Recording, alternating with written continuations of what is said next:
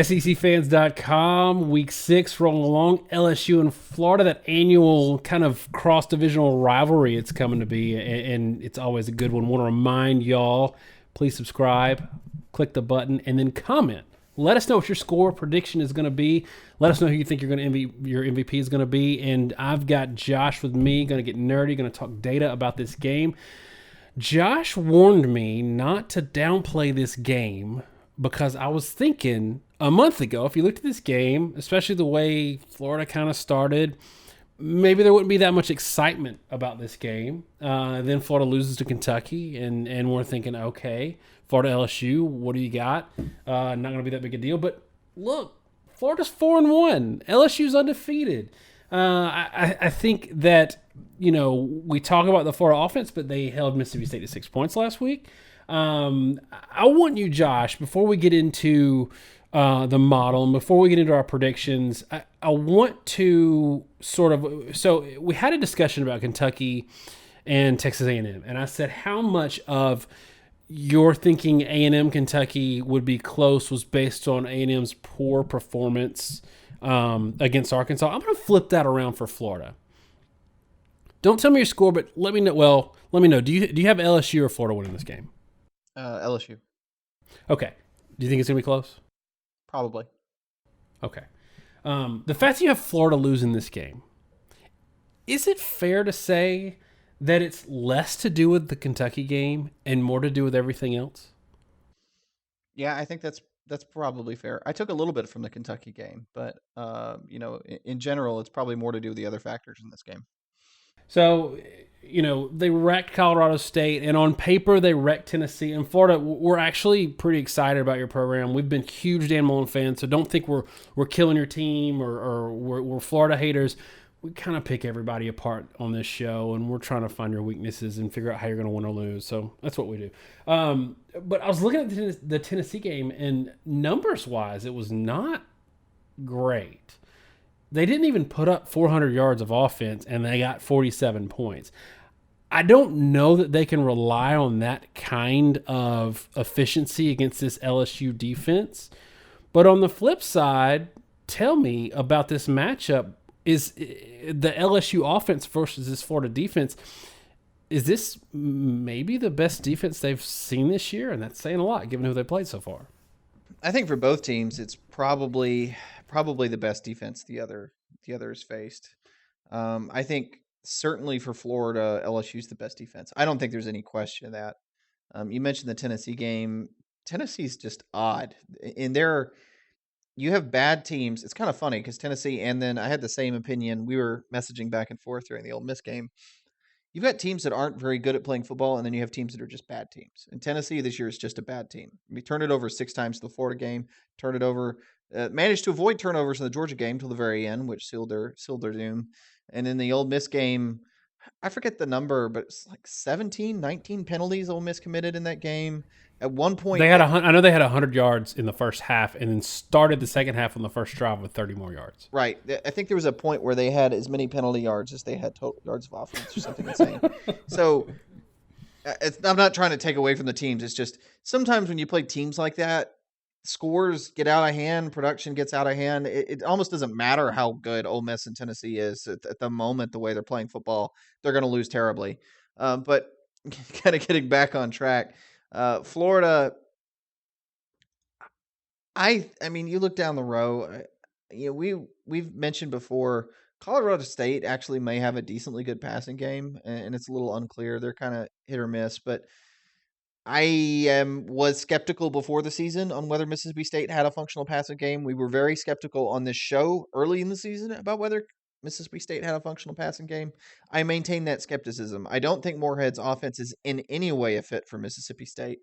I do think they should have a good quarterback because I think Fitzgerald should be a very powerful runner, but they've gone away from, ironically, Dan Mullen, Florida's power run spread, where they use Fitzgerald as a battering ram and sort of war on you, and they could put points on the board, and it doesn't work. So when you take all that away, Florida hasn't really played a team that can throw the ball. Florida hasn't really played a team that can stop you from moving the ball. I mean, even if you want to say Colorado State's a good quarterback, their defense isn't great. I think Kentucky was a good defense. I think they were a very good run defense. I don't think the pass defense was exceptional. Statistically, though, Kentucky was arguably better than LSU. I don't buy that athletically, but I'm just telling you, as far as our model's concerned, it actually rates Kentucky's higher. Um, that seems ridiculous unless you've actually watched Kentucky games. It's not a slight on LSU. Kentucky's just been very good. But we just got done in another video talking about how that might be due to the fact Kentucky's not been pressured. So it's difficult to say, but it really all revolves around the two factors that I just talked about, and it seemed like a tangent, so I need to pull it back together. Florida has not played teams that can pass the ball or have any sort of balance of offense. They lean way too much on the defense, put too much strain on them. None of the defenses are particularly good, so even if they are pretty good, eventually they break. And Mississippi State has a good defense, quote unquote, but I still don't think they're as good as LSU. And then on the flip side, LSU's actually played some teams that have functional athletes. Miami with Rozier, that game was weird in a lot of ways. And also Rozier has been replaced now, and the backup's done, or the replacement's done a lot better. But Miami, Auburn, Ole Miss, those are just much more complete teams. They have better quarterbacks. I think defensively, Miami was more suspect. Auburn has a very good defense. I don't know the secondary is very good, but Ole Miss, as much as they have the ability to sort of challenge LSU's defense, and realize that I'm realized now I'm talking about both sides of my mouth, and it's because you asked me if the defenses are as good. If the defenses LSU played are as good as the ones Florida played, so I have to talk about how good Florida's defense is and how good Florida's opponents' defenses are at the same time, which also means I have to talk about opponent quarterbacks. Everything kind of comes into this one question, right? LSU has played better offenses. LSU has not played better defenses. Short answer. And short answer. Well, I'm finally giving you the short answer. And there's probably going to be some part here where it just cuts out, where he, cuts 50 seconds of my rambling, but we'll see if that happens or not. I think LSU, in short, their defense is probably a little more battle tested. So I think they're legitimately good in a way that maybe Florida's is not battle tested. But I also think LSU's defense, as much as it's battle tested, I don't know that LSU has really faced defenses that are as battle tested. Auburn's is supposed to be good. I am not completely sold on that fact. The back seven, I don't think, is fantastic. I think the front four is good, and they really resemble in a lot of ways maybe Mississippi State. And then Ole Miss, we know that their defense is absolutely atrocious. It's just a matter of if they can score points. It's the only way to stay in a game. One of the things for me that led to maybe being the difference in the Kentucky game against Florida, or Florida's game against Kentucky, was Terry Wilson running for 100 yards. I think it was 105 yards. It was 105 yards, 10 yards of carry. You would think that against LSU, that would be kind of a non-factor with Joe Burrow, wouldn't you say? Yeah, you would think so, I think.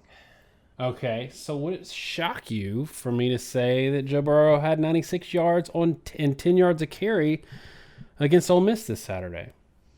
Yeah, it's just weird, and I think, well, there's a lot of issues. One, we both talked about the fact that Ole Miss's front four is very slow, and their linebackers are just bad. And I don't mean slow or poor tackling. I mean they don't know where they're supposed to be. They don't make tackles. They're just bad at playing the game of football.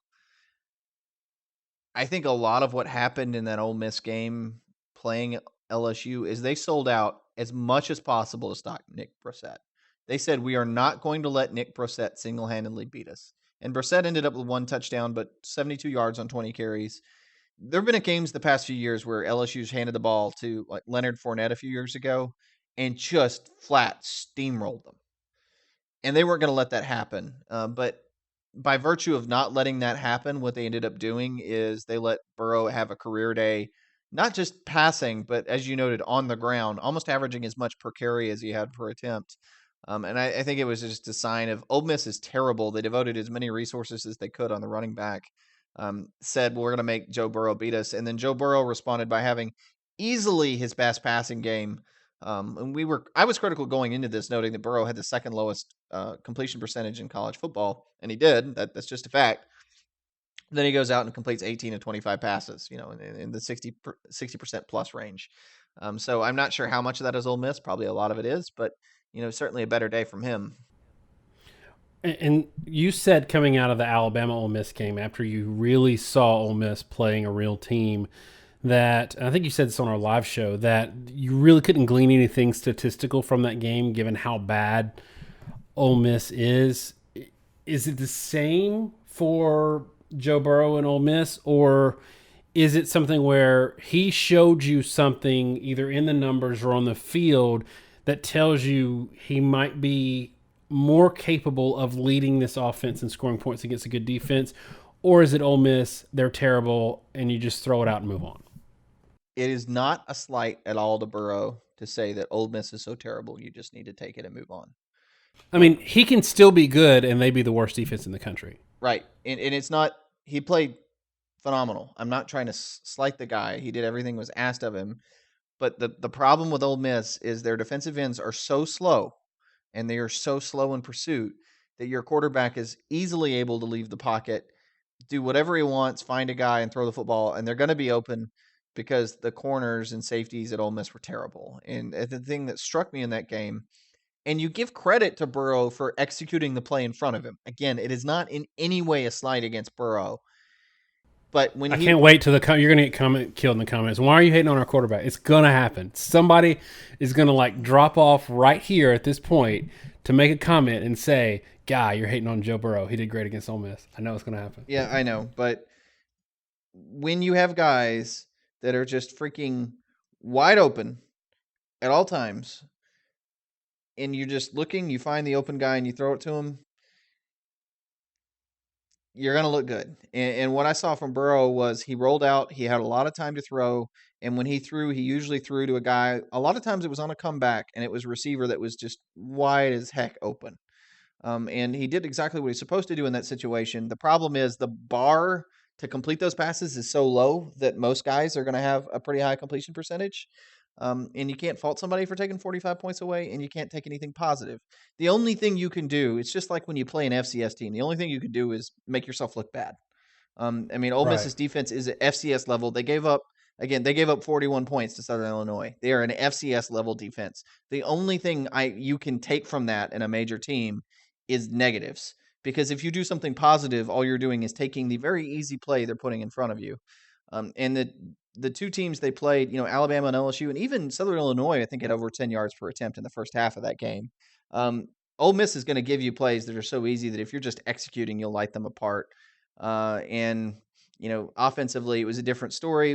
We'll get into that. I mean, I think we talked about it in the preview, and if you want to see the thing that's going to really take heat in terms of comments, we talked about volatility with Ole Miss.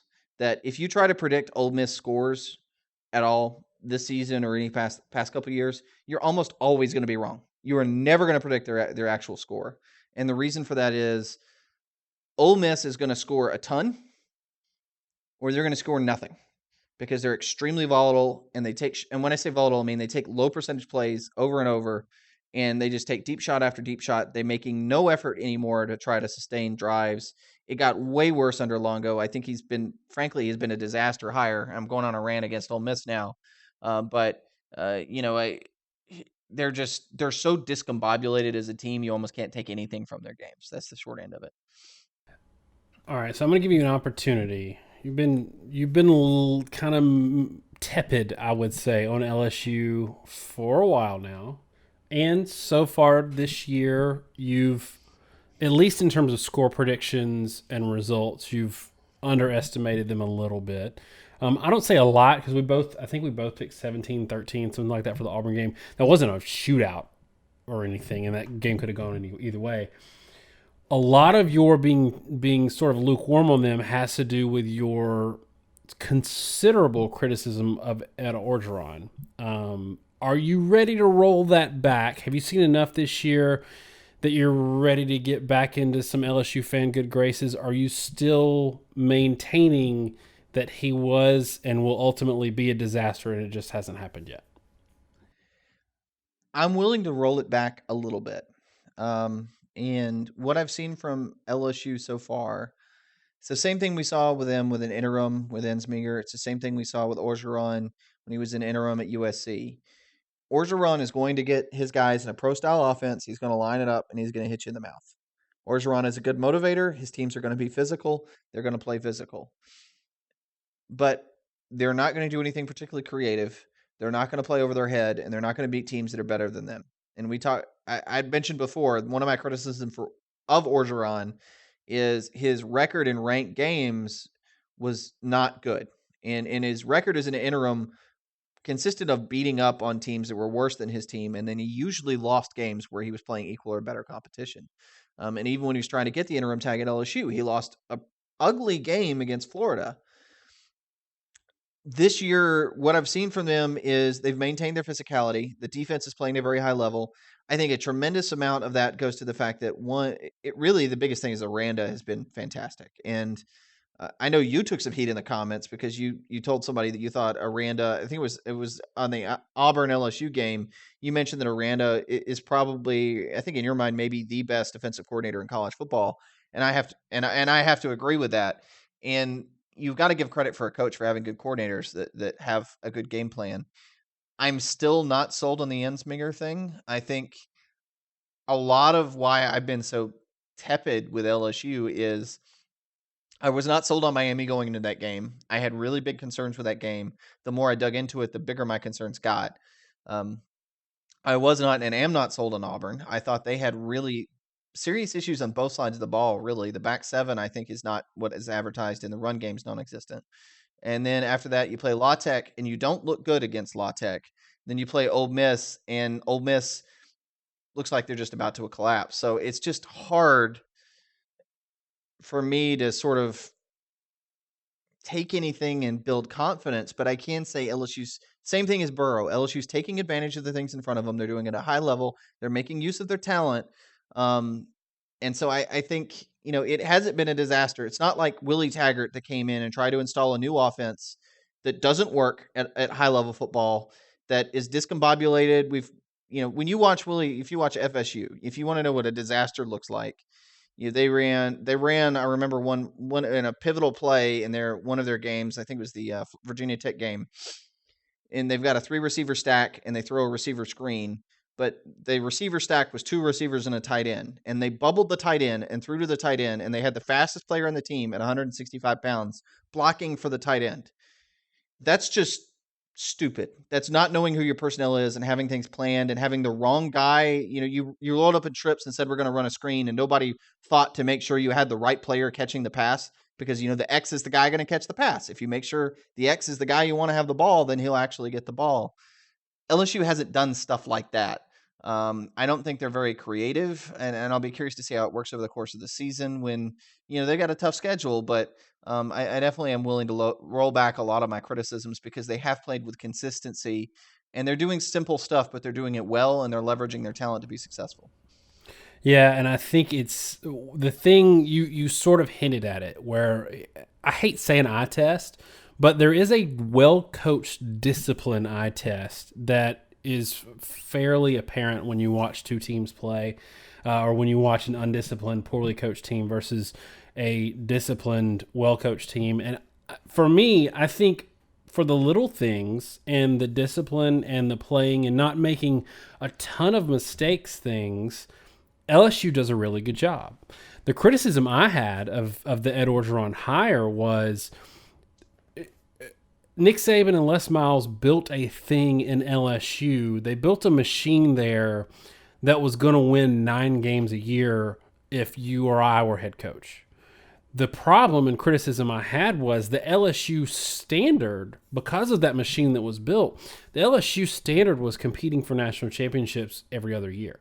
10 wins is a bad year. So I feel like we've gradually lowered our standards to the point where LSU goes 9-3 or 10-2, finishes in the top 10 at 10-2. They made the right hire, and I don't think that's the case. Kind of like we are critical of Georgia and Alabama, we pick apart a little thing because they're national championship contenders.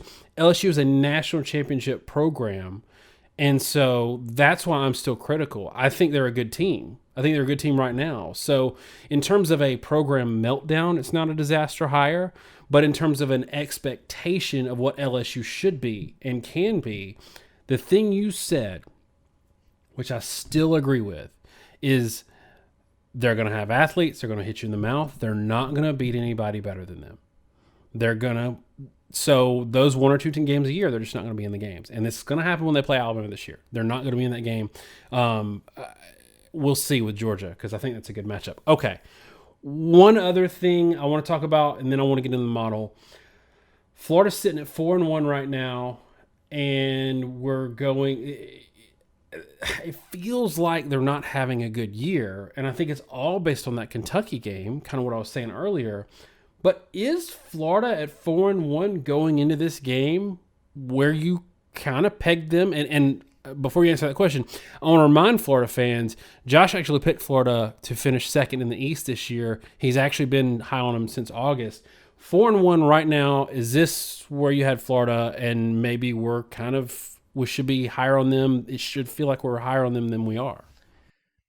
I think Florida is about what I expected them to be. The thing, we talked about this for a few weeks, and we did a live show and we had a long discussion on it because people asked us about Kentucky. The truth is, Florida is the team I thought Florida was supposed to be to a large extent.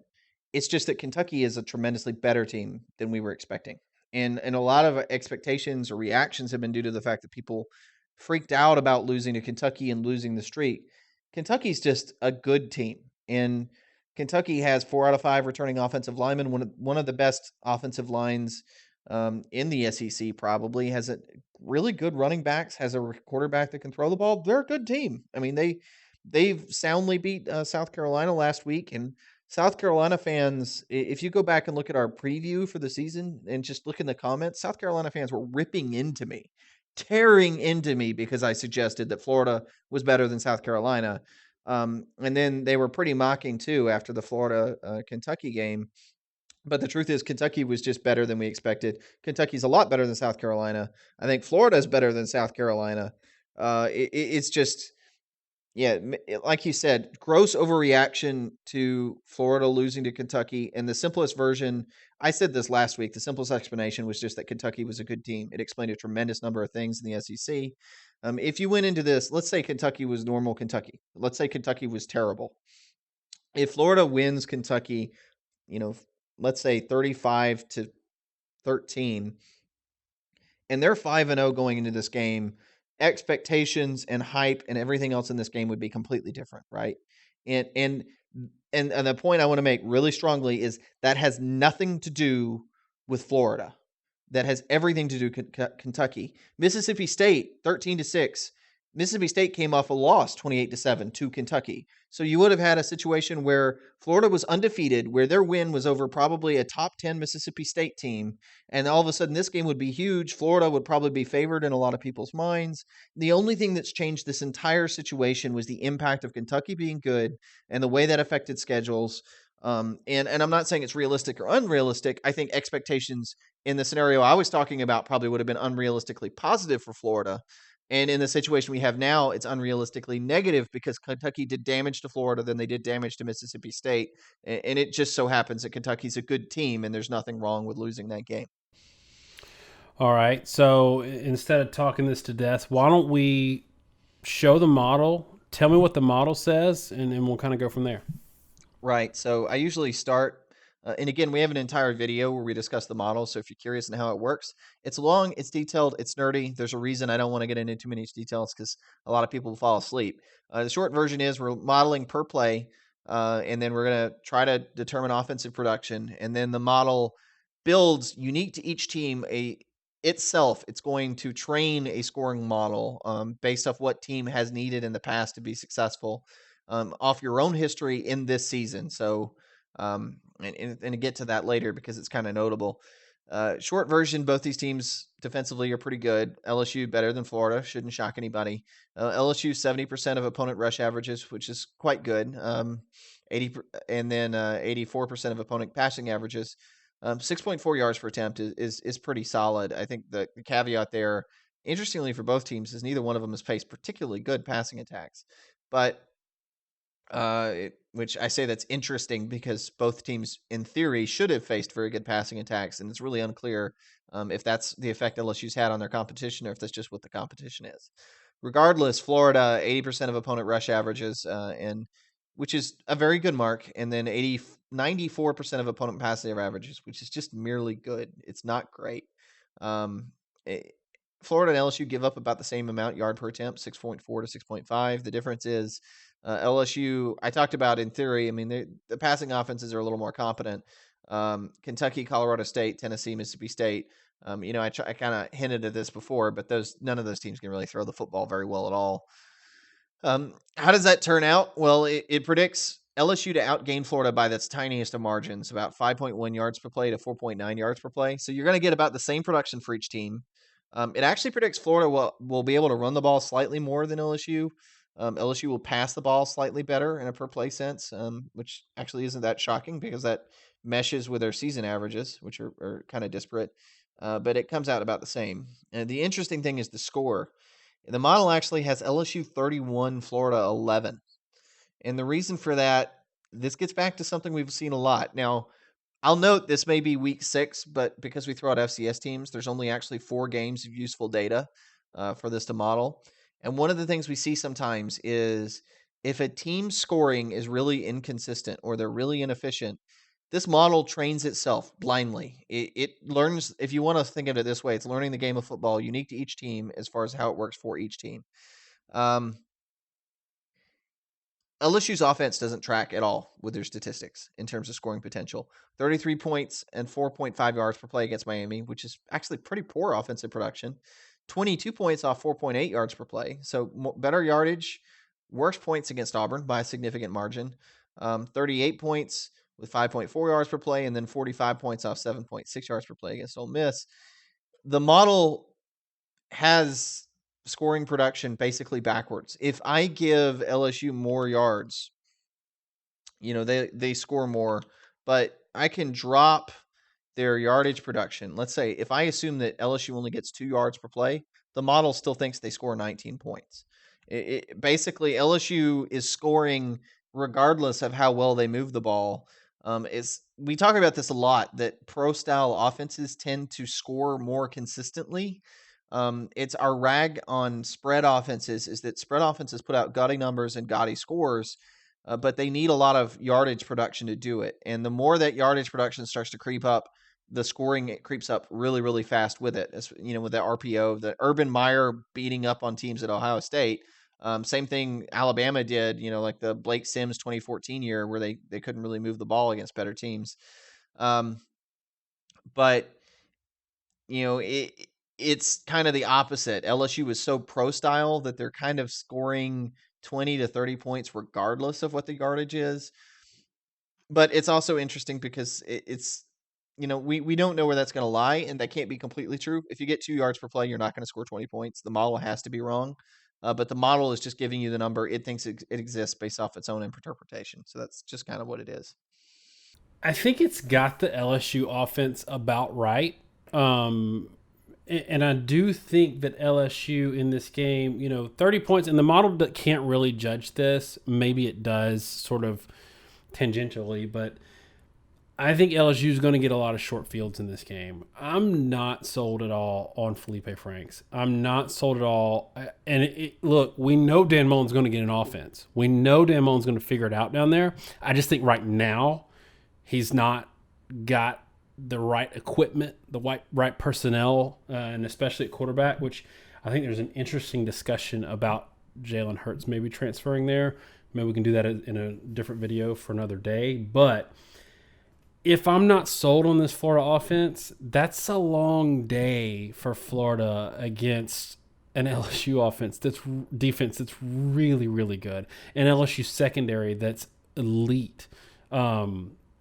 Everybody wants to talk about Greedy Williams, but that entire secondary is good.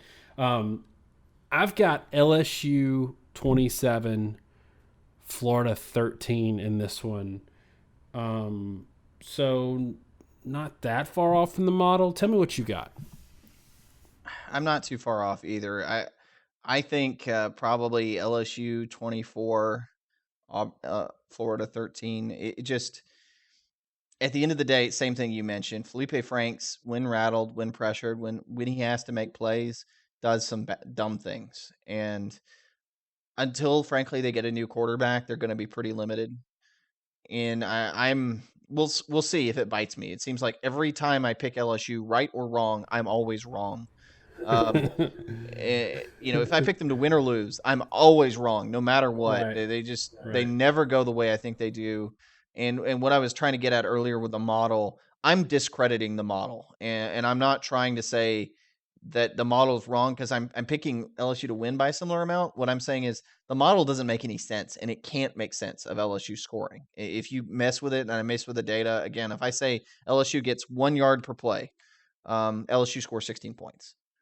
So that's absurd, and it really, it just comes down to the fact that LSU's consistently inconsistent. I guess they kind of score in that 20 to 30 range every game, and if the other team gets some big breaks, they're going to lose a game they shouldn't lose, and if the other team gives them the breaks, it gives LSU 10 points that they need to win, and they just kind of sit and wait for those opportunities to hopefully present themselves. One of the negatives for us, for LSU this year, was the La Tech game that was kind of an ugly win. La Tech is proving to be a better team than I think we were giving them credit for at the time. So that one, I'll walk back that one a little bit. But on the Florida side, if it wasn't for the fact that I feel like Feleipe Franks hits a 65-yarder every game, whether he's getting blown out, whether they're blowing somebody out, he finds a 65-yard touchdown somewhere in there. If it wasn't for that, I'd be picking like 24-6, 31-6, something like that. I feel like they're going to get a long, deep shot, but I do not think they're going to be able to drive the ball consistently against this defense at all. And I don't think that that's really a huge negative for Florida's season for the rest of the way. I just think this is a particularly bad matchup for them. Do you kind of feel the same way? I do. Florida. Well, I mean, it's an indictment, right? That Florida's going to struggle with anybody. There are going to be a couple teams that can shut down their passing game. But for the rest of their season and that outlook, I don't know that Georgia's secondary is necessarily all world in the way that LSU's is. I mean, Georgia's still very good, but LSU's defense is really, really, really good. I mean, we've alluded to the fact that that's going to give Georgia some fits, because I don't know, their offense is actually leaning on the passing game pretty hard to be successful if you look at the efficiency numbers. But outside of that, I don't know who's going to really give Florida a hard time, because they've already played Kentucky, and I just look down the schedule and I go, Vandy. I don't buy into Vandy. No. And they struggle with Tennessee State this week. Right. Missouri's pass defense is atrocious, y'all. Like, I think 150% of opponent passing averages. It's just abysmal. So Florida is going to be able to out-athlete them. I don't really buy South Carolina. Idaho is Idaho. And Florida State might as well be on fire. So, yeah, I mean, win or lose this game, it's kind of interesting because Florida very easily could go 9-3 this year. If all the flaws we're talking about are there, and Franks really struggles as a passer, they could still very easily go 9-3, which I think most people would consider a pretty successful season given what they've had the past few. All right, y'all, that's it for LSU and Florida. LSU fans have loved sort of giving us the virtual play to crow this year because we haven't really been on track with your team so far this year. We're picking your team comfortably this week, which inevitably means they'll win a tight one or lose to Florida. Florida, remember, we are pretty high on your team. I think you're a year away and maybe a quarterback away from really being there. So please remember, give us your score prediction in the comments. Florida fans, we hadn't talked about you a lot this year, so remember to subscribe. LSU fans that keep watching our videos and commenting and haven't subscribed yet, hit that subscribe button. Thanks so much, y'all. Have a great week, and God bless.